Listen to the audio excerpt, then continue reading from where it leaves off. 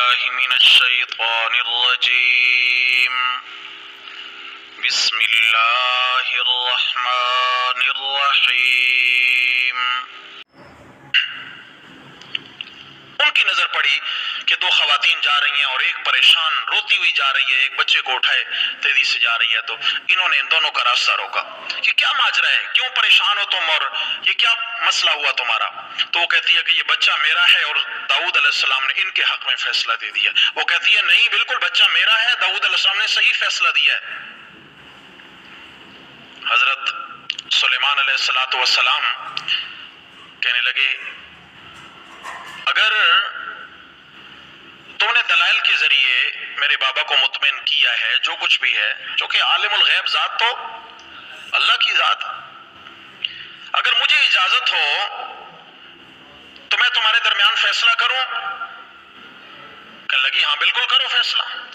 فرمایا میرا خیال یہ ہے تمہارا جھگڑا ایسے ختم نہیں ہوگا، میں اندر سے جا کے چھری لے آتا ہوں، اس بچے کے دو ٹکڑے کر دیتا ہوں، ایک ٹکڑا تم لے لو، ایک ٹکڑا تم لے لو۔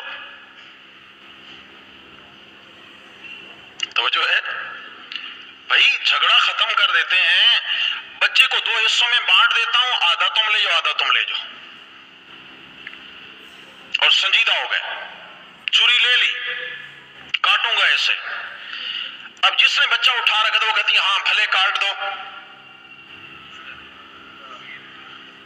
دوسری کہتی ہے نہیں نہیں نہیں نہیں، بچے کو نہیں کاٹیں، بھلے اسی کے پاس رہنے دیں، مگر مہربانی کریں میرے بچے پہ چھری نہ چلائیں، بچہ اسی کو دے دیں، میرا نہیں ہے، اسی کا لے جائے۔ حضرت سلیمان صاحب نے بچہ اس سے لے کر اس کو دے دیا کہ بچہ اس کا نہیں، بچہ تیرا ہے۔ جس نے کہا کہ بچہ سلامت رہے بھلے اس کے پاس رہے۔ حضرت داؤد علیہ السلام کے سامنے یہ کیس پیش ہوا، حضرت داؤد علیہ السلام نے حضرت سلیمان علیہ السلام کی حوصلہ افزائی فرمائی، فرمایا واقعی تم نے بے مثال فیصلہ کیا ہے۔ تو اس لیے ہر رونے والا سچا بولو ہاں، ورنہ حضرت یوسف علیہ السلام کے بھائیوں نے بھی یوسف علیہ السلام کو باپ سے جدا کیا، کنویں میں ڈالا، تو جاؤ اباہم عشاء یبکون، اپنے باپ کے پاس شام کو آئے، یبکون، اور روتے ہوئے، ہائے حسین، روتے ہوئے آ رہے ہیں، روتے ہوئے۔ تو اس لیے پتہ چلا کہ ہر رونے والا سچا، ہاں کبھی کبھی رونے والے ظالم اور قاتل بھی ہو سکتے ہیں۔ سمجھ گئے ہوں گے؟ آگے چلیے جی۔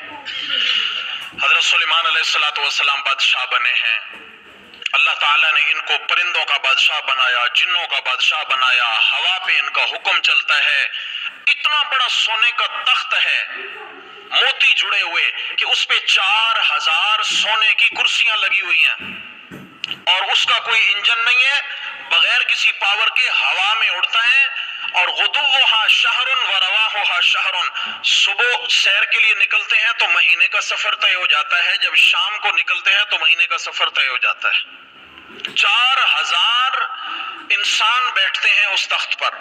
آج تک کوئی ایسا ہوائی جہاز، کوئی سواری والا جہاز آج تک ایجاد ہوئے ہے؟ اتنا تیز رفتار بھی ہو، 4000 مسافروں کو لے کے جائیں، اور اس کا انجن بھی کوئی نہیں، فیول بھی کوئی نہیں، اور کوئی جناب اس میں خرچہ بھی نہیں ہے۔ حضرت سلیمان علیہ السلام کو اللہ رب العزت نے یہ تخت بطور معجزہ کی عطا فرمایا تھا۔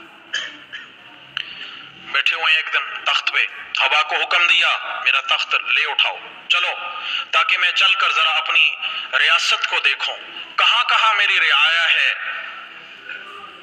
تو تخت اڑتا جا رہا ہے، ایک کھیت کے اوپر سے جو گزرنے لگا تو ایک کسان، حدیث شریف میں آیا، کسان ہل چلا رہا ہے کھیت میں، اس کی نظر پڑی کہ تخت ہے اور پرندے اوپر پروں سے پر ملا کے سائبان بنا کے سایہ کیے جا رہے ہیں، جنات دھمالے کھلتے جا رہے ہیں، انسان بیٹھے ہوئے ہیں۔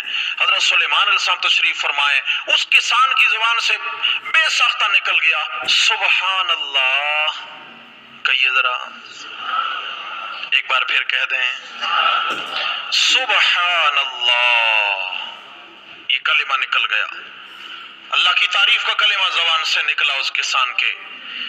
اللہ رب العزت نے حضرت سلیمان علیہ السلام کو وہی فرمائی، میرے پیغمبر اپنا یہ قیمتی تخت یہاں کھیت میں اتار دیجئے اور اس غریب کسان سے ملاقات کیجئے اور جا کر اس سے پوچھئے تم نے کیا کہا میرا تخت دیکھ کر۔ بس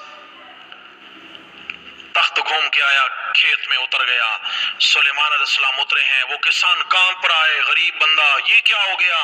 حضرت سلیمان علیہ السلام قریب آئے، فرمایا بھائی کیا حال احوال ہیں؟ تم نے ہمارے تخت کو دیکھ کر کیا بولا؟ کہنے لگے حضرت میں نے کچھ نہیں خاص کہا۔ وہ ڈر گیا کہ پتہ نہیں مجھے کوئی سزا ہوگی، میں نے کیا کہہ دیا۔ کہتے ہیں حضرت میں نے کوئی خاص بات نہیں کہی ہے، میں نے تو بس اتنا کہا سبحان اللہ، واہ میرے اللہ تیری شان۔